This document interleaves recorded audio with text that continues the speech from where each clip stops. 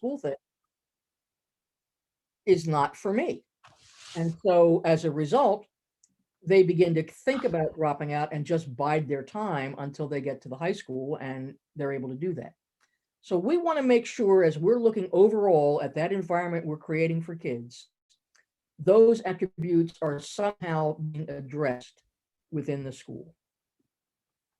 All right. Yeah, breakout rooms. I think we're not going to do breakout rooms. I think we're just going to do this as a total group, right, Gail? Is that? Yeah, I think part of that is if we have to make sure that people do have a copy of the book with them. So hopefully most people do. And what we wanted to do, if we were going to use breakout rooms, but because of the smaller number, many of you might be in a room where you're talking to yourself. And so we thought, all right, let's look at this in a different way. If you look at this particular edition of the book and you start to flip through that, one thing you will notice that was not present in earlier editions is an opportunity for a lot of student voice. You're going to see drawings by students. You're going to see poems that students have written. You're going to see quotations from students when they have been interviewed about things.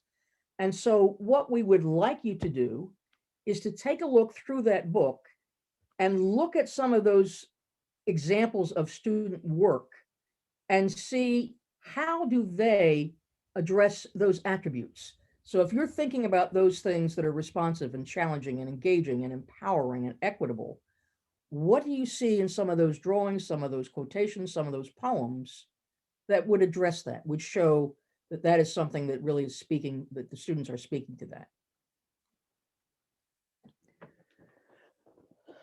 So then actually spend a few minutes finding some of those drawings, poems, or student quotes. And then you're going to note the page on each of those, and we'll talk about them as we go through them.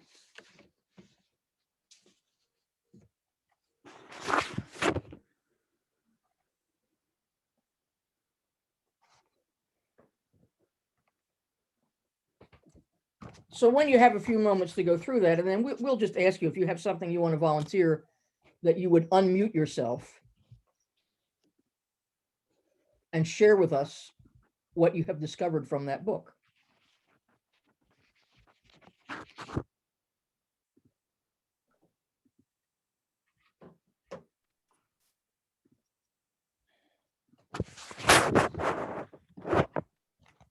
And as I said, this is one of the things that's a little bit different with this edition, that there was a conscious effort made to actually include student voice. It's one of those things where we're saying that we are trying to address the needs of young adolescents. What is a good way to understand what some of those needs might be?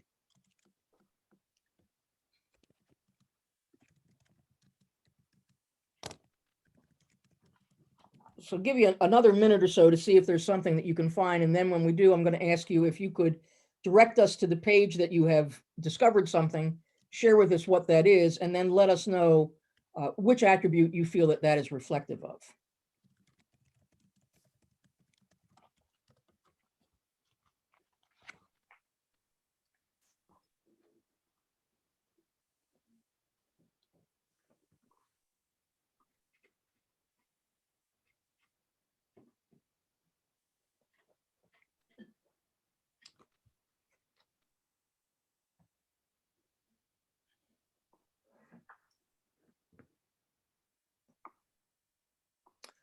All right, so has anyone found something that you would like to share with us? If you could tell us the page and what it is, we can take a look at that. Okay. Page 52. Page 52. Creativity flow. Ah, yes. It talks about how one student can have all these amazing, unique ideas, and she wanted to express that how creative students at her school can be. I think that's empowering. Students are taking responsibility for their learning, contributing positively. I think it speaks to more than just one. And that's really a good observation, Joanne, that it does speak to more. Again, these things are not unilateral. They are folded together. So I think you're right. It does address just more than one of those attributes.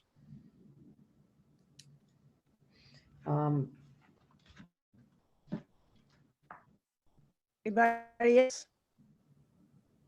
I would also just say, doesn't it look like every middle level locker that you've ever opened up and seen all the stuff that's tumbled out of it? That's, you know, and I'm always reminded of, I mean, lockers are always the bane of existence with middle level kids, particularly when they're first coming into school. And I know when we were in Florida last week at our Leadership Institute, we were talking with one of our presenters who is a middle level principal in Ohio. And with the result of COVID, they just did away with lockers. The students were not assigned any lockers.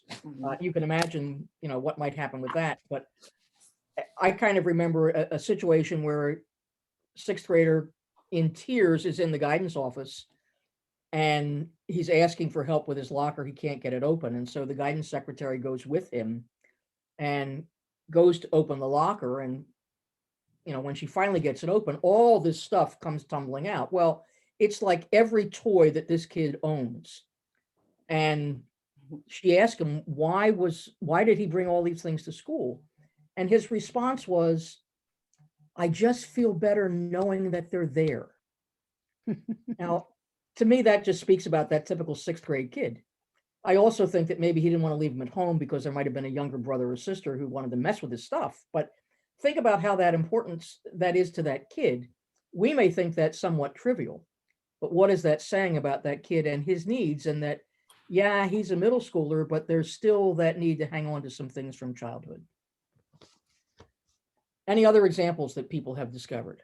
So I'll jump in if I could play off of 52 and bring us to 65 or even 66. And I think that the creativity piece that we see on 52 and just the celebration on 65, that is the individuals within a collective community, I think of the responsibility that schools have to make sure that that environment nurtures those individuals. I was just in a setting with we were having a pizza party, people. I'm going to keep it real. So we have a wood-fired pizza oven, and we dusted off 2 years of neglect, and we invited some friends over, and there were a bunch of, you know, middle-level age students, and one of which is a self-proclaimed STEMinist. She has gotten into sewing, so that's her latest thing. And so her mom was speaking about how she had just sewn some outfits, and so how she had to choose an outfit to wear based on the fact that they knew she was going to play hide and seek, so she couldn't wear one of these home sewn outfits, but she looks forward to wearing them to 9th grade. And her mother followed it up with, and I hope they don't make fun of her. And it's so sad how when we have environments, and it's a tough age, it can be very tough if not nurtured in the right way, that it thwarts students' creativity and their sense of self when they're not, you know, encouraged in that way. And each of us, you know, is our own flower in the vase on page 65, and more so than even on 66, where the individual here has a great diverse representation, yet each of the individuals are represented by triangles, looking very much the same, yet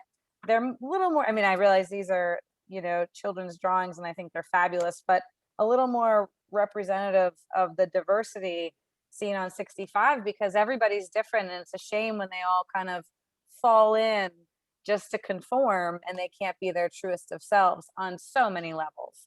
So I just think that just reinforces the responsibility that mid-level schools have for our children, so for the sake of our children. Absolutely. Anyone else have something that you would offer for us? I I was really, gonna, oh, go Carol. ahead, Megan, I'll go after you. Okay.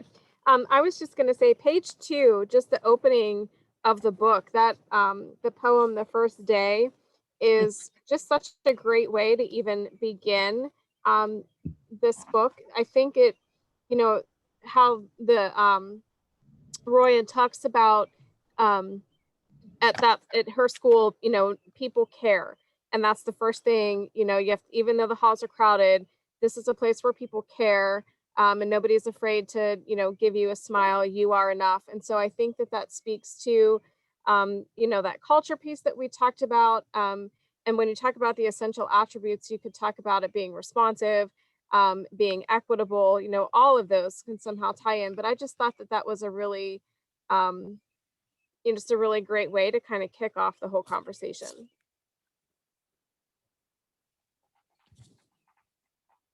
I really liked all of these additions to the student voice ones added to the book. That's the most striking thing about this new edition, and I really enjoyed it. I saw the first couple of them, and then I went through the rest of the book, and I just read all the kids' stuff first. I went back and read the I book. did the same thing. I did the same thing. Yeah. My favorite one in the whole book is on page 17, and it's just real short, but being a middle level teacher educator, I think this is one thing that my beginning middle level educators often miss. And having a kid say that to them, that the very best thing about their school is the freedom and the privacy. And my 20-year-olds, I think, don't get that yet because they're so concerned about classroom management and, you know, controlling the chaos in the halls, that they don't get the need of young adolescents for freedom and privacy. And I thought this student said it so directly and so clearly. Carol, I actually wrote that down as well as one of my favorites, and something that I put a star, and I wrote, it's so important for students to close the gap between really being elementary students and full middle school students. And I feel like it's something that I see in my building oftentimes, like come January with my sixth graders, because they come in as, you know, glorified elementary students. And it's once they get to the middle school and they find out how a middle school is different than the elementary, that they really appreciate the privacy and the freedom that they're given, and they really start to bloom. And I find myself having a lot of conversations with parents because parents aren't used to it either. And it's something that they're seeing a new kid at home, and they kind of want to have more of an understanding of what's happening that they're not aware of, you know, what's happening at school that's helping to show this progression. Those are some great observations. And Yes. let me just step back for a minute and point out something here, that if you were doing a book study with your staff, or Carol, if you were doing it with students in your classes, the fact that we want to take time and look at those evidence, those things from the students becomes important. And Mhm. oftentimes when you get a book, you kind of flip through that stuff and you don't stop and look at the pictures. You don't stop and look at those little insets. But this is the thing that really is kind of giving life to who are these 10 to 15-year-olds that we're dealing with. So when you begin to discuss that and think about what are those kids trying to tell us? What are we learning from what it is that they're saying? It really becomes a significant part of us understanding what we're doing in middle level. Gail, I would just want to add a couple of things. First of all, I agree that these pieces from the students are absolutely the best change in the whole document. And I think we should all be very proud of the fact that Pennsylvania had 3 students who were included with their comments and their artwork. That's really pretty neat that we had that kind of participation, and 3 students were actually recognized. I would have to go back to page 41 where Myra said, just a little clip in her own words, and she's an 8th grader, and she says, teachers can shape the rest of your career and even your outlook on school for better or worse. I loved a couple of things here. First of all, that the teachers can shape just shows how much power the professional staff has within a building and how respected they will be by students. and just how important it is to have strong connections that are positive for every single child in the building. And then the fact that it may even shape their career, that's lifelong, and just has a tremendous impact when you think about how students are looking at that. And I thought this one was extremely responsive. Just one of those that obviously all of these have multiple categories and attributes that they could fall under, but when you have this kind of power and then the adolescents do recognize exactly what it means, it certainly is something that's responsive. Absolutely. And that really, Paul, highlights one of the characteristics about educators who value and respect young adolescents. Mhm. And so they recognize, and hopefully what we end up with are people that are teaching at the middle level because that's where they want to be, not because they didn't get the job in the high school. And so, oh, well, I'll just settle for this for the time being. Which, if truth be told, that's what happened to me. I wanted to be a high school teacher. I was a social studies person. I wanted to be teaching problems of democracy and comparative government. That wasn't where the job was. And it happened to be in those days, junior high. I took it. When the opportunity came, when we were becoming a middle school, I could have moved to the high school, but by now I was becoming entrenched in what I was hearing about this. And I thought, kind of like this idea. So when you begin to recognize the fact that you really do have that opportunity to make dramatic impact on kids, again, very impressionable 10 to 15-year-olds, and how significant that can be. So think about how you could use, with whatever constituent group you have, how you can use that student voice. And you'll notice that what we had done, we had just put up a way in which we could figure out who was going to be the reporter. And that was going to be the person who had the most letters in their first and last names of NMSA, which stood for National Middle School Association. So step back and take a look at what are the protocols we have set up as we're going through some activities. So you're not only getting the content, but hopefully you're getting some strategies that you can use along the way. Gail? Yep. I'm going to have to bow out. We had a terrible electrical storm and we just had a tree fall.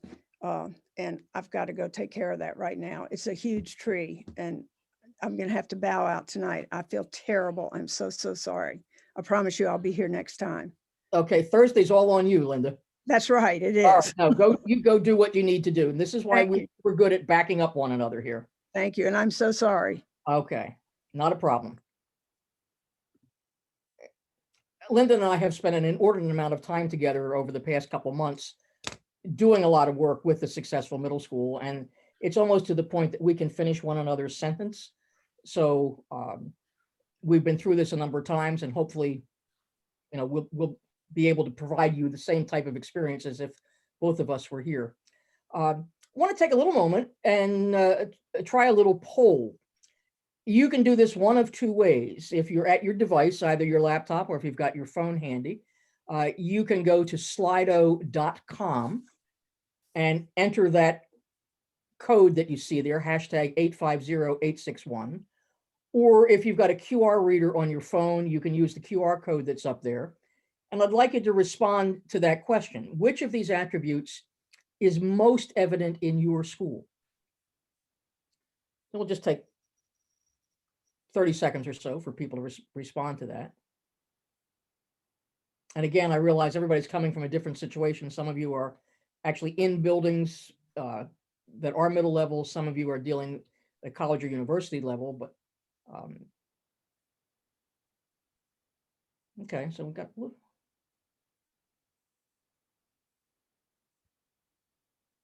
So there again, that is something else you might do with your staff.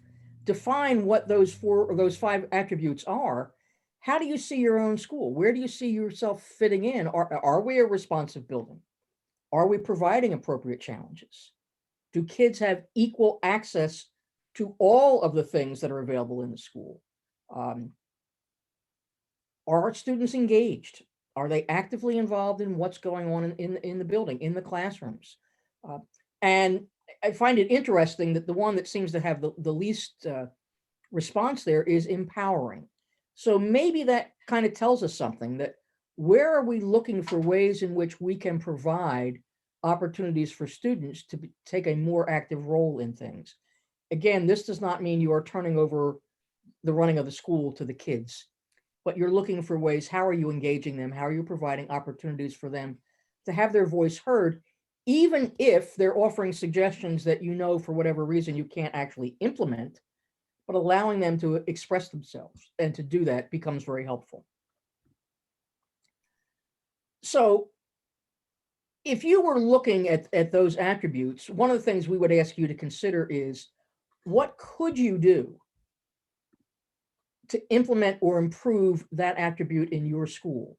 So if you think about the one that you feel perhaps is least represented in your building, what could you do to try to address that? And we won't take time to go through and process that right now, but at least consider that idea. So again, if you polled your staff and you had them look at that and you said, okay, that's an area of need for us, what might we do? So now I want to try one other little poll. And again, slido.com, hashtag 850861. Describe for me a young adolescent. What are they like? All right, so go to that poll, again, either using the QR code or the website. How do you describe those kids?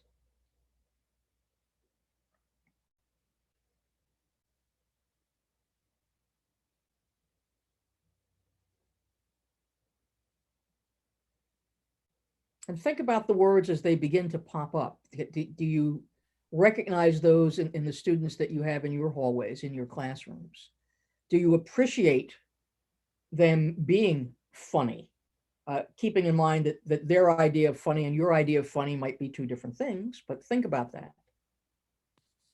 And I have to apologize, Gail. I was the one that put funny, and I was ready to just keep typing a whole lot of words, because I learned about Slido actually for the first time today.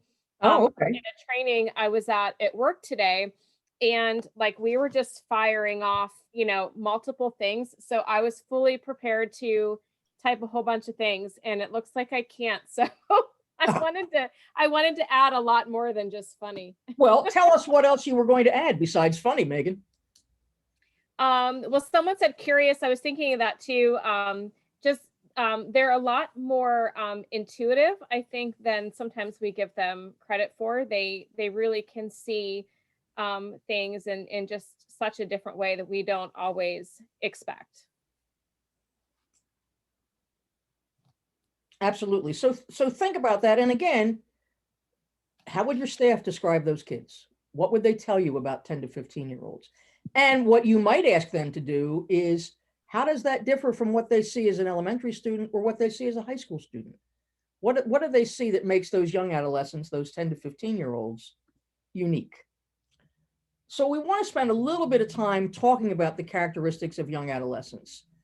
And not only those characteristics, but what does that say to us as practitioners in the 4 areas: physical, cognitive, social, emotional, psychological. Think about the quote that is there alongside the picture.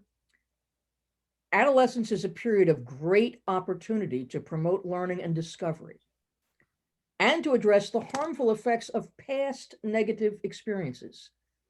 Sometimes you have to overcome with kids the fact that they may not have had the most positive school experience as an elementary school student, or maybe in the beginning of middle level. How do we begin to get past some of that? How do we help them to be able to promote the learning and the discovery and really become engaged in what's going on in the school? So we start to look at those 4 areas of development. I find this to be kind of a striking realization. The developmental period from 10 to 15, students go through more significant change and rapid growth than at any other time other than infancy. And you think about birth to year 2, kids are experiencing all those changes, but they're not really aware of what's going on. It's kind of happening to them. 10 to 15-year-olds, there are things happening to them. They may not always understand them, but they're now conscious participants in the process. And they're recognizing those changes and maybe not having all those answers. So think about the fact that there are so many changes that are occurring with those 10 to 15-year-olds. It does give us the great opportunity to be able to mold them, to have that impact that Paul was talking about, how you're really shaping potentially, their school experience and certainly their career. So again, we would do this in a breakout room activity if we had a little bit greater numbers here. But here's what we wanted to consider. We would divide you into 4 groups and ask you to take a look at a different section of the development. So as a group collectively, if you've got the book with you, again, let's just turn to page 57 and look at the physical development. And as you scan through that, is there something there that really strikes you? Something maybe that you were not aware of, some characteristic of the physical development of these kids that really you did not know?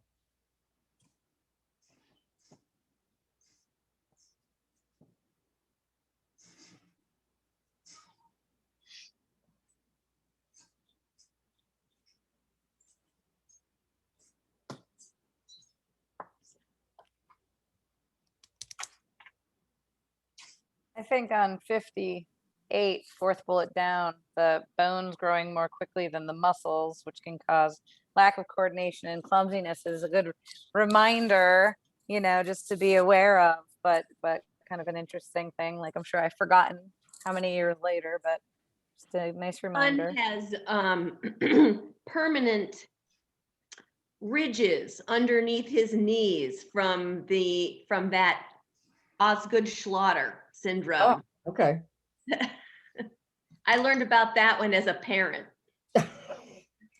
Well, and one of the interesting things that if you think about, kids sitting in that typical middle level classroom, and in many buildings, the furniture in the classroom is really not ideal for middle level kids. It's oftentimes that hard molded plastic, frequently the one piece kind of thing where the desk and the chair are together. And you will see kids leaning back on that chair, or raising themselves up in that, or good Pennsylvania Dutch would say they're kind of rooching around in their seats. And you might say, well, they're just trying to be disruptive, or they want to distract, or whatever. There's a physical reason why they do that. And it's because their tailbone has not yet solidified. And so it's still somewhat malleable, and sitting there, exerting that pressure on it for extended periods of time, they are very uncomfortable. And so they need to be able to rooch around or relieve that pressure. So as a classroom teacher, what could I do to address that particular physical need for kids? What could I do? Well, I could let them stand if they prefer and set some guidelines for that. I was also fortunate to get some flexible seating. So whether it's a stand-up desk with a swing bar for their feet, which is really kind of fun, the yoga balls that are in the chairs, or even like a wobble stool. So I've been fortunate to be able to get those things, but even just allowing them and making sure that they're aware that if you'd like to stand, you can do so. Exactly. And sometimes what you can do is there are ways in which you can incorporate some physical activity in your lesson. So for example, Rick Wormley often talks about the 2 and 2. And so he might do a little bit of direct instruction for 10 minutes. And then he would ask students to pair off and stand up. And for 1 minute, partner A recaps to partner B what it is that they've just learned. And then after 1 minute, you switch and partner B recaps to partner A. So it's given them an opportunity to stand up. They're rehearsing the information that they have just learned. You've relieved the pressure. They can sit back down again. So it's simple little things like that that you can incorporate into your daily lessons that are going to give kids an opportunity to relieve that pressure, not because they're trying to be a pain, but because they are in pain And this is a way in which you can help them and kind of alleviate some of that. So that's one thing when you think about what's going on in their physical development, that's one thing to think about. Take a look at the bullet that's just below that about the growth in the size and thickness of the larynx, creating voice changes. How does that potentially impact what's going on in instruction?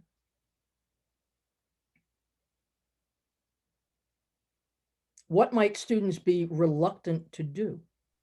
Well, they're not going to participate if there's any possibility of not being able to control the sound that comes out of their mouth. Who would?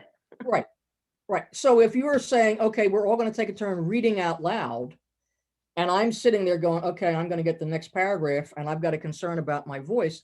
So maybe that's a technique that you don't want to use if you know you have kids that that's potentially an issue for them. So that's kind of getting to know your kids and understanding some of those things from that physical standpoint. So think about those things and how you might make slight little adjustments in instruction that could, in fact, make it a little bit easier for kids to not only be engaged, but want to come to your room because they know you're attending to some of those needs. Take a look beginning on page 59 at the cognitive development. Gail, is the implications for educators, that's new for this edition, isn't it? The whole section under each of them, the implications. It's new in as much as where it's placed. There used to be, in one of the previous editions, they did have a little section with the implications for educators, but they've expanded it a little bit now. It's a great addition, I think. Yeah. This. Yeah. And you know, I think it's one of those things where as an undergraduate, and I was taking those psychology courses, I was sitting there going, why do I really care about all this? And it didn't make sense to me, or I wasn't connecting it. And then when I started to teach, it probably didn't even kick in right then. But as time went on, I thought, oh yeah, that's why they told me that. Because now I begin to see what those stages of development are with those students. And so I would ask teachers to take a look at those implications for instruction and say, all right, how can I use that? What can I incorporate in my lessons? And I don't have to do all of these things every single day and every single lesson, because we do want to have that variety, but how can I begin to address those? So as you look at that cognitive development piece, is there something that you see there that really sticks out to you?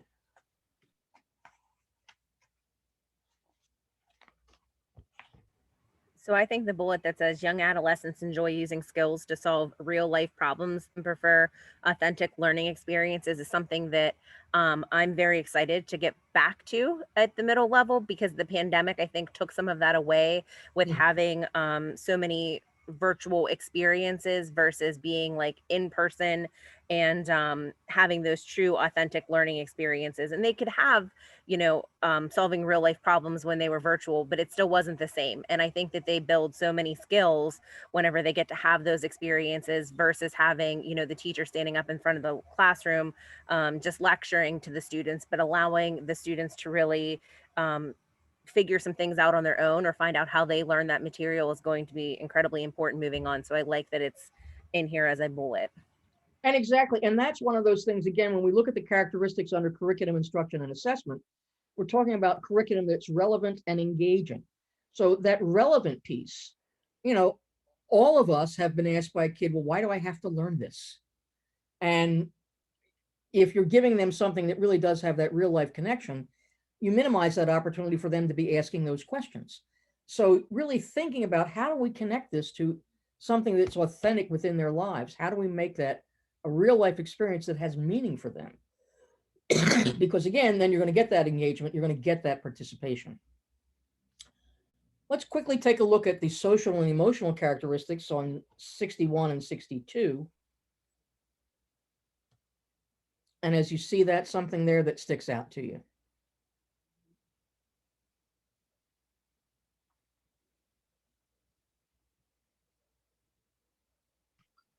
I don't think it sticks. I think it's important to note that the parents are no longer the number one person in a child's life. It's now their peers, and that's where peer groups are so important. And that very, very first one talks about that, where in middle schools, you know, these kids, you know, depend on their peers and their peer groups. And that's an important message to also get across to the parents. Absolutely. You know, so that's one of those, if you have programs in which you're doing outreach to parents, letting them understand this is now when kids are beginning to identify with their peers, and they may be going to them first before they're coming to the parents. That friend group really becomes much more important, and you have to, you know, kind of take a look at who are those folks that they are associating with. And if you look at the third bullet there, what do you see with issues surrounding that? That's an issue in every middle school. That's the one that stood out. I just highlighted it. Because I think that's, again, from my perspective as a teacher educator, I think most people think of this as taking place mostly in high school, and they don't. People so underestimate young adolescent kids, especially in the earlier grades, you know, 5th and 6th, and don't really think that that's where the bulk of bullying takes place. They think of that in, you know, the cheerleaders and the jocks and stuff in high schools, and they don't really perceive it as the beginning of it. And the most serious and the most prevalent, research says, is in middle school. Right, and that's certainly one of those things to be aware of, because one of the things that we have recognized over time is that kids who are bullies are very good at doing it in sneaky ways.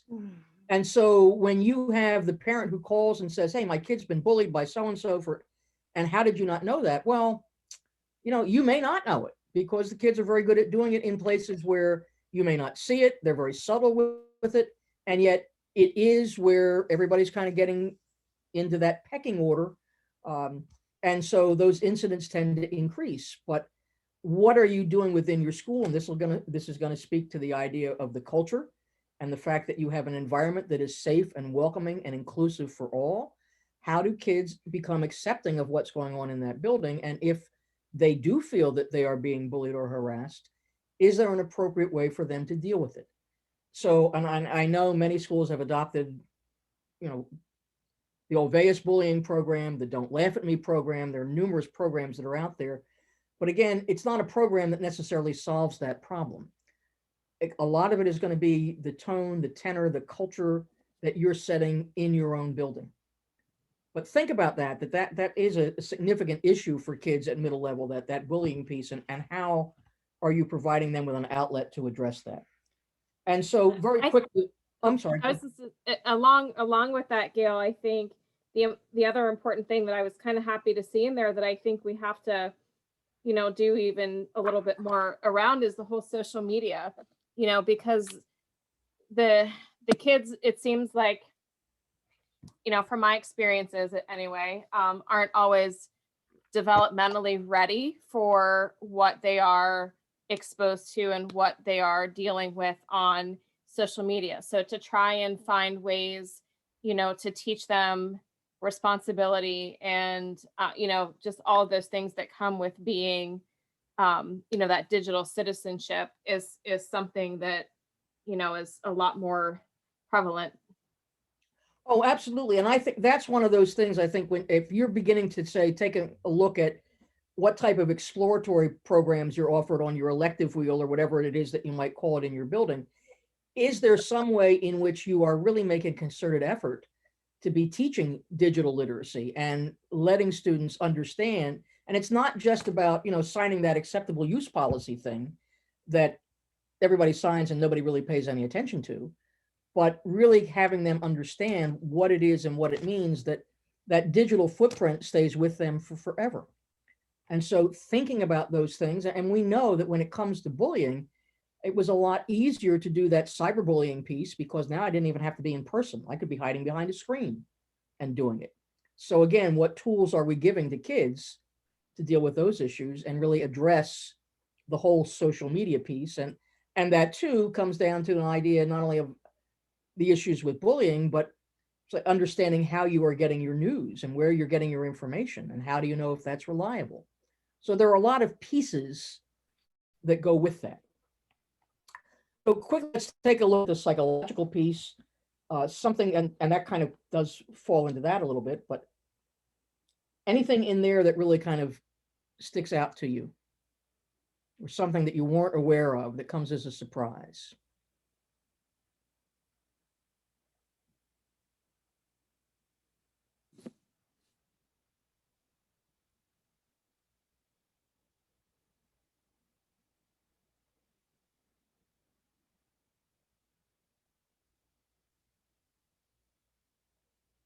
Let me direct your attention to the fourth bullet, where young adolescents often desire autonomy, especially in personal matters such as hairstyles and fashion choices. What does that become the bane of existence for principals? Pink hair. Pink hair. Okay. Well, unless you're pink down in town, and then you go, that's an okay thing. But think about the issues. You know, I don't know a middle school assistant principal or dean of students that doesn't deal with dress code issues, you know, frequently. And how are you addressing that, and knowing that the kids, they do want to be able to put some personal flair there? How are you able to do that? What's appropriate? What isn't appropriate? That's a really good opportunity for student voice. Have that discussion with kids. Let them talk to you about that and what it is that they feel. So while we think about these characteristics of young adolescents, and that's why we really wanted to start tonight thinking about those things, this is what we're designing this school for. These are the students that are going to be sitting in those classrooms. So we need to really understand who they are and where they're coming from in order to think about what it is that we do for them within the schools. So we're going to kind of zip through that. Yeah, I have a question on one of those psychological things, the third bullet down, where young adolescents identify multiple ways based on their contents and environment. You know, I always would hear as a principal, my son or daughter would never do that. And, you know, because they act differently with their peers. And it's so important where they'll do things that the parents aren't aware of. And that's important to talk about that with kids and with parents. Exactly. And that's, again, and this actually falls into part of what our session on Thursday talks about, in creating those relationships with parents. If you're a first-time parent of a middle school kid, you have no idea what you have gotten yourself into. You know, and that nice, potentially compliant little elementary kid who now is beginning to experience these changes is starting to be a little bit rebellious. And there are things that they may be doing outside of the home and outside of your immediate supervision that you're not seeing. And so when you get into that discussion with the classroom teacher or the school principal and say, yeah, we're seeing this, helping parents to understand what's going on and why kids may be exhibiting those kinds of behaviors becomes really important. I just want to make one other quote with these characteristics. As a past principal, I always made a copy of these every year and share them with the staff. And then we would talk about it.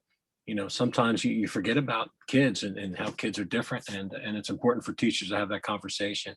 So I copied it out of the old book, and I know it didn't have the implications for educators, but it had just the characteristics listed, which was great. And my guidance counselor had that in their office. They had copies of that all the time.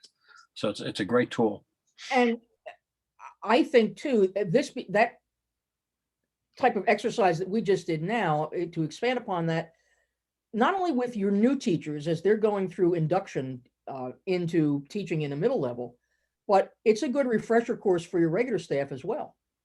So to spend a little bit of time going through that, but if you have a large number of new teachers, and this is going to be their first experience at middle level, I would really spend some time going through some of that with them, because again, they may not have made those connections as an undergraduate.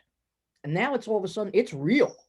And so let's look at what these characteristics are and how that does impact what's going on in my classroom.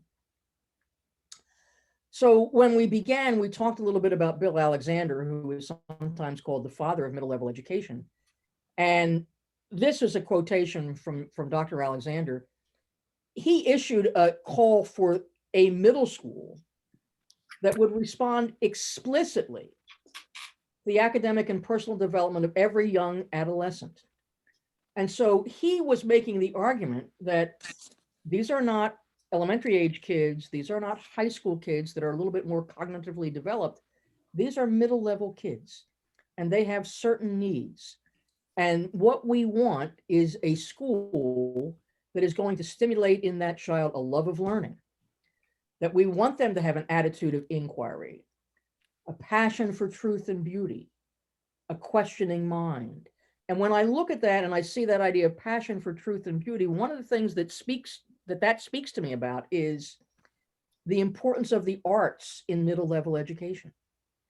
And so we don't necessarily want to think of having the art class or the music class or some of those classes as just kind of time fillers, that there's a real rationale for those pieces, that we often have a lot of kids who that is where they excel.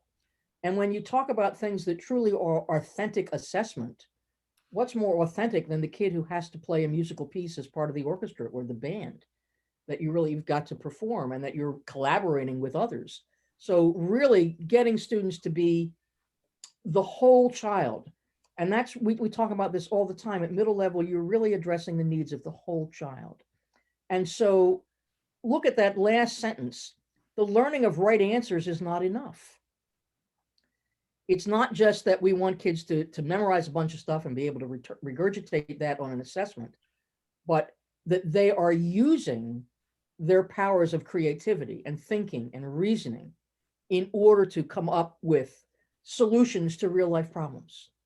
And so that really does speak to the fact that the middle school or middle level can't be what we recall a junior high school to be.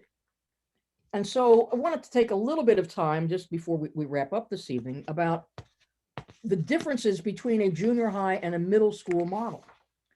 So if you look at this and just chime in when you can, a junior high is designed to be subject centered. What would we like to see in middle school? Student centered. Student centered. Okay. Junior high often fosters competition. What do we want to see in middle school? Collaboration. There we go. Junior high empowers administrators. With apologies to all of my administrator friends. Where do we want to see some empowerment in middle school? Students. Teachers and students. Yeah. How about the junior high that has that set time bell schedule? What would we ideally like to see at middle school? Flexibility. Yeah. Letting teachers control that time, large blocks of time, a block schedule that the team teachers, and hopefully you are teamed, that the team teachers can work with. How about subjects being taught in isolation? What do we want to see in middle level? Integration. Absolutely.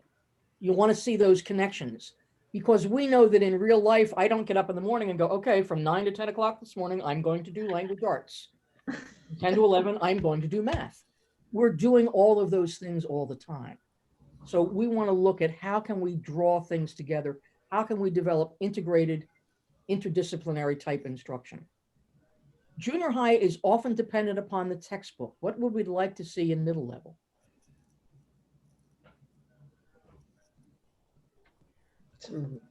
Real world problems. Yeah, there we go. Look at some of the answers here. And some of those you hit right exactly. We want this to be student-centered. We want collaboration among not only students, but teachers in the entire school community. There is power and some autonomy given to students and teachers.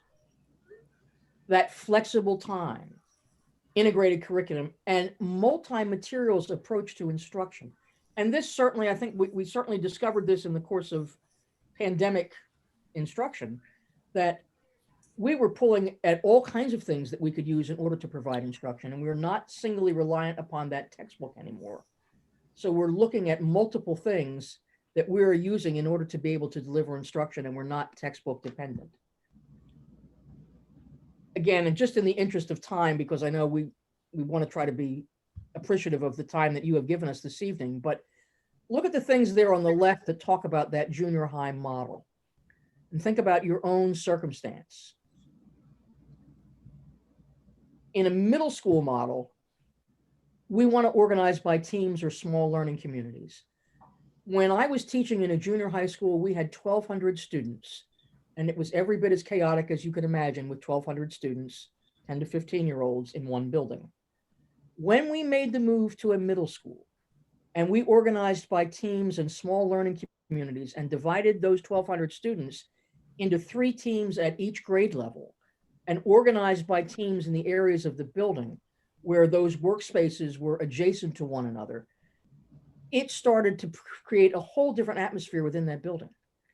And so one of the things that we would like to believe might come out of the issue of dealing with the remote instruction and virtual learning is perhaps a renewed emphasis on the value of teaming and how as teams, we can help to address multiple needs of the students, including the well-needed social and emotional needs of kids at this level. Teachers become facilitators. They are not the all-knowing and dispensing the knowledge from the top, but they are in fact guiding the students to the answers. We're looking at that flexible schedule with many more options for exploratory and elective classes. And we recognize the fact that there are certain requirements. I know at one point in time, years ago, my superintendent insisted that we had to double the length of time we spent in language arts and math. And why did we have to do that? Anyone? Why was the directive we had to double the length of time we spent in language arts and math? Those are the testing areas. Yep, there you go. It was testing that was driving that. But when we started to look and say, no, no, no, no, no, there is reading and writing and mathematics across the curriculum. So, well, yeah, we could, on a bell schedule show that we had a little bit more time in math, but we began looking for ways that we were incorporating those skills across all classes. And so they were reinforcing one another. And it's not just language arts and math class, that all of those things were working together. We're not going to take time to answer this, but I'd like you to just think about that. We've talked about those needs of young adolescents, and certainly you can begin to recognize why it's important to design something that addresses those specific needs, because we want to keep them engaged. We want them to be empowered. We want this to be an equitable situation. They have access to many things. It's appropriately challenging and responsive. Does this describe your school?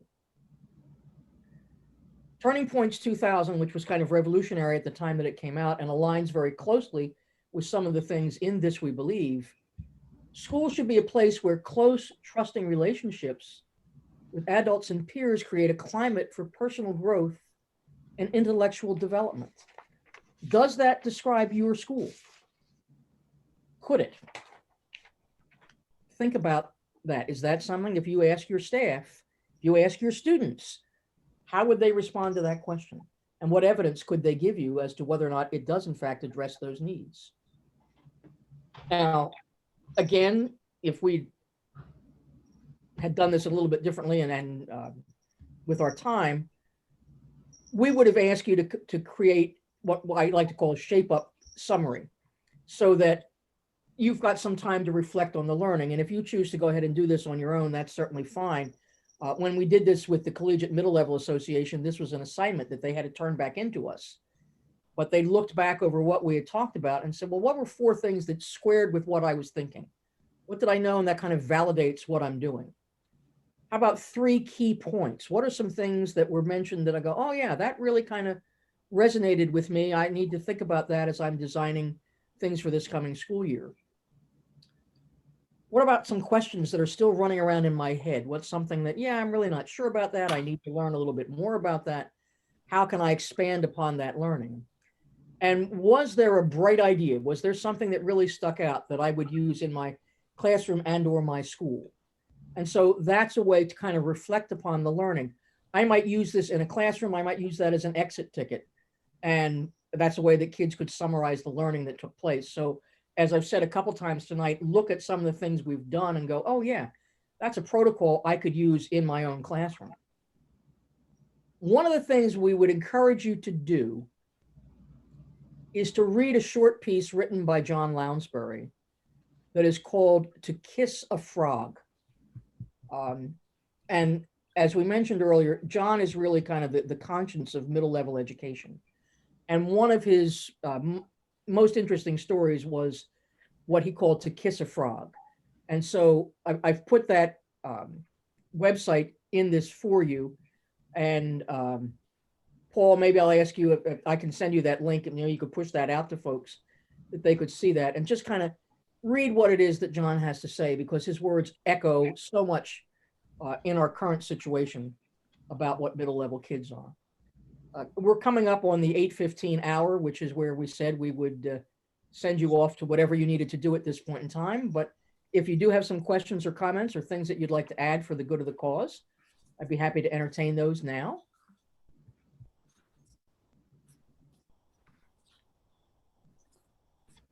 This is a quick question for Paul. Would it be possible to still go on the website and join this book study starting on Thursday?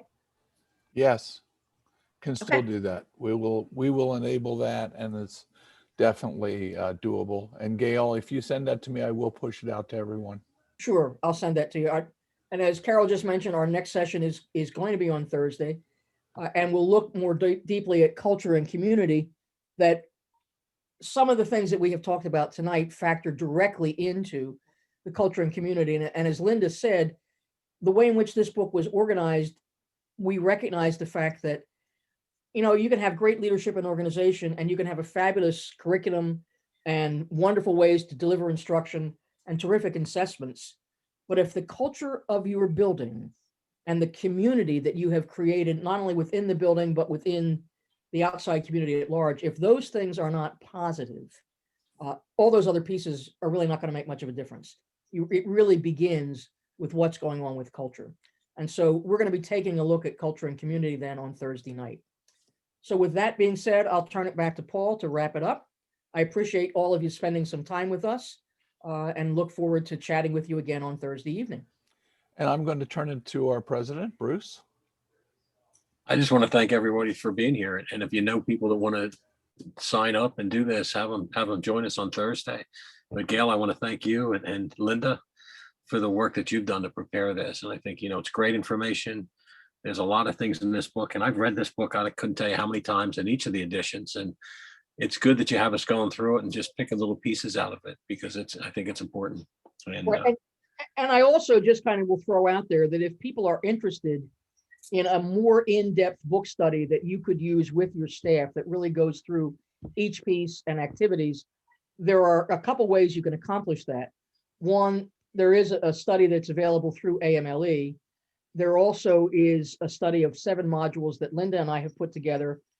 Then we would be happy to either do those with your staff in person or get you the information, and you could facilitate that for your group. So please feel free to reach out to us if you want to go into even more detail doing a book study on This We Believe. Gail, along those same lines, will these slides that you've used tonight be available to us to use back in our own contexts? Yeah, we could probably make those available. That would be great. I would really appreciate that. I think this would be perfect for my undergrad students. Sure. Paul, is there a way that if I sent you the link for this, that it could be perhaps either on the website or the link to the presentation actually sent out directly to the participants this evening? Yes, what we'll do is, unfortunately, we did not get the beginning of this recorded, but the other 3 sessions will be hopefully fully recorded. And Gail, if you send me the PowerPoint that goes along with this, I'll make sure all of our participants get a copy. Perfect. And one of the things that you will find, Linda and I are very willing to share things. We're not looking at having proprietary rights to something because we think this is information that's good for everybody to have. So, if you want to take that and kind of, make it your own, we are fine with that. Thanks, Gail. I appreciate that. The slides and the activities that they guided everybody through were just really super fantastic. I really appreciate them. Thanks, Carol. And we'll make sure that gets out to you. Thank you, Gail, and thank you everyone else. And hopefully you have a great rest of the night, and we will see you all on Thursday. Okay, Thank you thanks, so everybody. much. Thank you.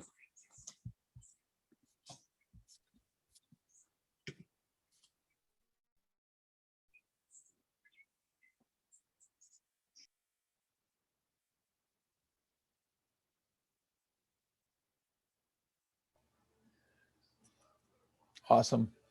That was really good.